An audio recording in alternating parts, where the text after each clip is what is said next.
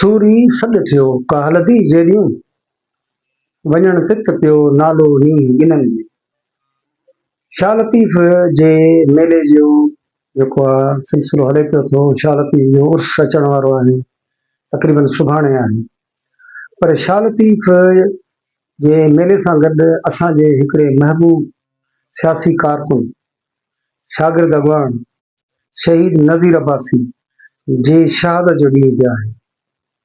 ऐं शाह लतीफ़ जी शाइरी ऐं नज़ीर अब्बासी जो जेको किरदारु हो, उहे ॿई हिक ॿिए सां मेल जोल रखनि था। शाह लतीफ़ जी शाइरी जो तमामु घणो पासो इनकलाबी कारकुननि, इनकलाबी अॻवाननि ऐं आज़ादी पसंद माण्हुनि जी शाइरी आहे।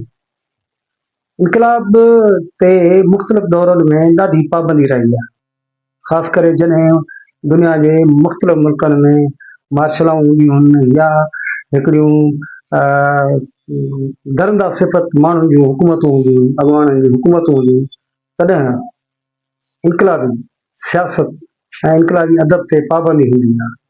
ऐं उन्हनि ॾींहंनि में इनकलाबी कारकुननि खे ॻोल्हे ॻोल्हे गिरफ़्तार कयो वेंदो आहे, तशदुद कयो वेंदो आहे ऐं पोइ मारियो वेंदो आहे या मञायो वेंदो आहे। नज़ीर अब्बासी असांजे सिंध जो उहो सूर्य, उहो हिकिड़ो इनकलाबी अॻवान जीअं आण न मञी, उन इनकलाब लाइ पंहिंजी हयाती वक़ुफ़ करे छॾी।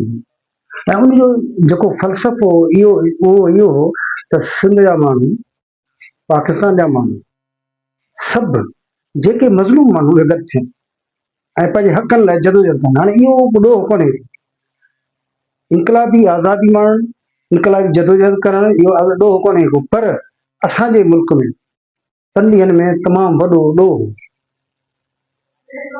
तंहिं हूंदे बि माण्हुनि कमु कयो। नज़ीर अब्बासी जो मिसाल असांजे अॻियां आहिनि।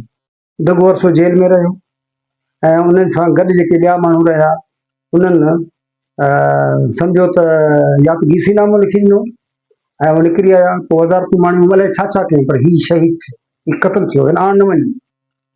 हिनखे चयो वियो त तूं जेकॾहिं पंहिंजी इहा जेका इनकलाबी जदोजहद वारी ॻाल्हि खां हटंदे त तोखे असीं इनाम इकराम ॾींदासीं, पर हुन आण न मञी।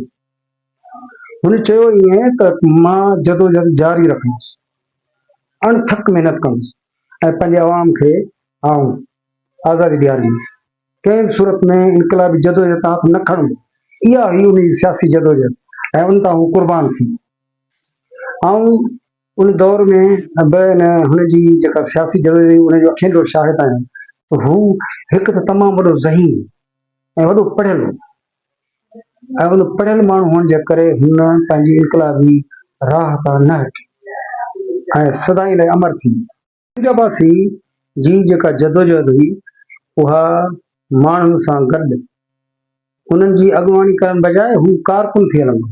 जॾहिं त हू डेमोक्रेटिक ईस्टर्न फेडरेशन जो मर्कज़ी सदर हो, पर हू पाण खे अॻुवान कोन सम्झंदो हो। हुन शाह लतीफ़ जे उन शहर ते त ईंदे चवनि या वेंदे चवनि वे ते अमल कयो। ऐं ॿियो त हुन चयो त ग़रीबनि सां गॾु sit close to those who lessening your pain, build your hut beside them, with them your time spent। मतिलबु तव्हां उन्हनि माण्हुनि सां उथो जिन सां तव्हांजो जियापो थिए, अवाम सां गॾु हो। हर दौर में हू पंहिंजे माण्हुनि सां गॾु हो। जेल में हुजे त बि सियासी कारकुननि सां, सियासी कैदियुनि सां, आम कैदियुनि सां वञी जेल में मिलंदो। ॿाहिरि निकितो त बि वरी असांजी सियासी जो पोइ नेठि हिनखे खयूं, खंबे खणी वञी हुनखे तशदुद करे मारे छॾियूं। त हीउ असांजो अज़ीम सुरमो। सियासी जदोजहद में पतंग जो किरदारु न थियो। पतंग चाहीं पाण खे त उथी आग विसाए, पचण घणा पचाया तूं पचण खे पचाए, वाक़ुफ़ थी विसाए आग न ॾिजे आम खे। नज़ीर अब्बासी जो किरदारु जेको हो उहो इहो ई पतंगनि चयो। कट कढे लोह ॿरे धूधा जित धगनि, बुतरकनि मुंहुं कढियो सांधाणियूं सहकनि, अॼु पिणु आगड़ियनि मेड़ो आहे मच ते। हाणे असां माण्हुनि जो किरदारु कहिड़ो हुअणु खपे? उहो इहो ई हुअणु खपे जेको लतीफ़ चयो त कट कढ़े लोभ दूधा जित धगन। नज़ीर अब्बासी असांखे इहो ई सबक़ ॾिनो। भाईचारो बि कजे, जदोजहद बि कजे ऐं संभालजे बि सही। हणण हकलण ॿेड़ी सारण ई माझाई मर्क विझनि ता न फ़र्क़ु रुकवंदी रांदि। तो साथियो, मुंहिंजी अॼु जी वीडियो इहा आहे। जेकॾहिं तव्हांखे मुंहिंजो वीडियो पसंदि अचे त मुंहिंजे चैनल खे सब्सक्राइब कयो, लाइक कयो, शेयर कयो ऐं कमेंट ज़रूरु ॾियो त मुंहिंजे ईंदड़ जी जेका वीडियो हुजे उन में मां वाधारो इज़ाफ़ो करे सघां। सदाईं गॾु।